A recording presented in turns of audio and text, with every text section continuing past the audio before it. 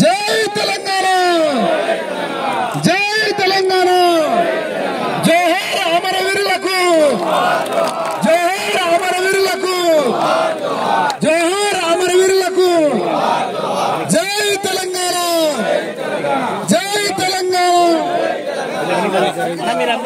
ధన్యవంతమైనటువంటి తెలంగాణ పౌర సమాజ జీవితం నిర్మాణం అయ్యేదాకా ఈ ఉద్యమం కొనసాగుతుంది.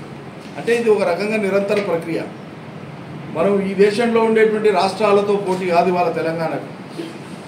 అంతర్జాతీయ స్థాయిలో అభివృద్ధి చెందుతున్నటువంటి లేదా అభివృద్ధి చెందినటువంటి దేశాల సరసన తెలంగాణ సమాజాన్ని నిలపడమే ఈ తెలంగాణ ఉద్యమ సంస్థగా ప్రారంభమైన టీఆర్ఎస్, ఇవాళ నేటి బీఆర్ఎస్ యొక్క కర్తవ్యం. లక్ష్యం అది. మాకు ఒక టర్మ్ పరిపాలన, 2 టర్ముల పరిపాలన, అపోజిషన్ ఇది కాదు లక్ష్యం.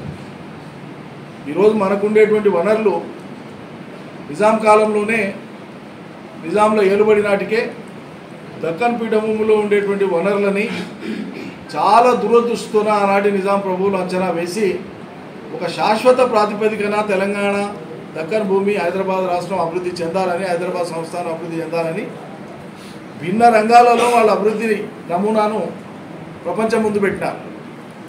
ఆనాడు నిజాం సంస్థానంలో జరిగినటువంటి అభివృద్ధి భారతదేశంలో ఏ రాష్ట్రంలో జరగలే. ఇది చరిత్ర.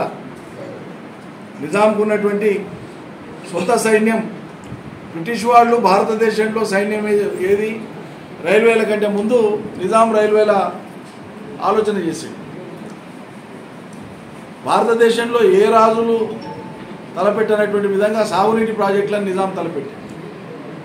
ఏ రాష్ట్రంలో కూడా స్వతంత్రానికి ముందు నిజాం కట్టినటువంటి విధంగా ఒక నిజాం సాగరో, ఒక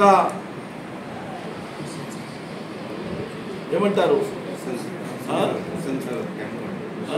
హుసేన్ సాగరు, హిమాయత్ సాగరు, ఉస్మాన్ సాగరు, మూసీ ప్రాజెక్టు, డిండి ప్రాజెక్టు, ఇటువంటివి ఏవి కూడా స్వతంత్రానికి పూర్వం భారతదేశంలోని ఇతర రాష్ట్రాలలో ఏ రాజులు కట్టలే. ఇది గమనించాలి మనం.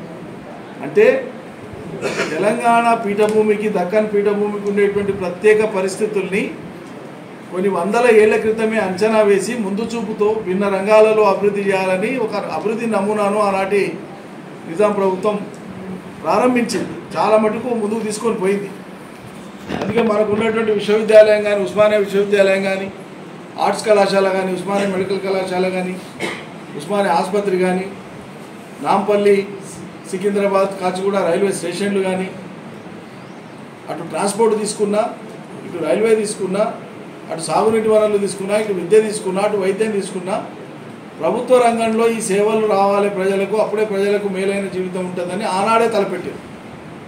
కానీ స్వాతంత్రం వచ్చిన తర్వాత దురదృష్టవశాత్తు ఇవన్నీ కర్మరుగైపోయి సమైక్య రాష్ట్రం ఏర్పడినాక వనరులన్నీ ఆంధ్రోలు తీసుకొని ఆంధ్ర పరిపాలకుల యొక్క పక్షపాత బుద్ధితోన తెలంగాణ వెనుకబాటుకు గురి చేయబడింది. అందుకోసమే తెలంగాణ పునర్నిర్మాణం అంటే ఇవాళ ఏంటి అంటే, మనకున్న వనరులను సద్వినియోగం చేసుకుంటే భారతదేశంలోని ఏ ఇతర రాష్ట్రాల్లో కాదు, ప్రపంచంలో అభివృద్ధి చెందినటువంటి దేశాల సరసన తెలంగాణ ప్రాంతాన్ని నిలబెట్టగలిగేటువంటి వనరులు మనకున్నాయి. ఆ అసాధారణమైనటువంటి ప్రతిభా పాఠవాలు, రాజకీయ దక్షత, ప్రజల పట్ల ఆకుంఠిత దీక్ష ఉన్నదే తెలంగాణ ఉద్యమం నడిపినటువంటి ఈ సంస్థకు, ఈ నాయకత్వానికి ఉన్నది. కాబట్టి ఒక ఎన్నిక ఓడిపోవడం, గెలవడంతో ఈ ప్రస్థానం ఆగదు.